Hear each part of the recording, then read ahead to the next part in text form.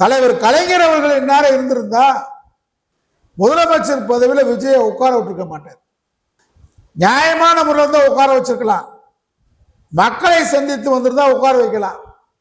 நம்முடைய திராவிட முன்னேற்ற கழக அரசு செஞ்ச தப்பு என்ன? கரூர்ல வழக்குல இவர் மேல எஃப்ஐஆர் ஏன் போடல? நீங்க அன்னைக்கே உட்கார வச்சிருப்பாரு. கலைஞரா இருந்தா, புரட்சி தலைவர் அம்மாவா இருந்தா, கலைஞரா இருந்தா எஃப்ஐஆர்ல பேரை மட்டும் சேர்த்திருப்பாரு.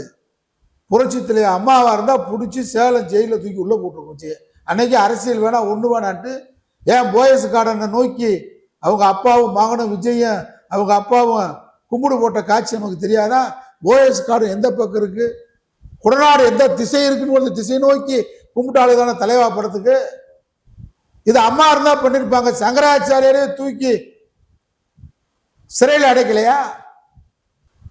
மென்மையான போக்கு அரசியல் சில நேரத்தில் சரி வராது.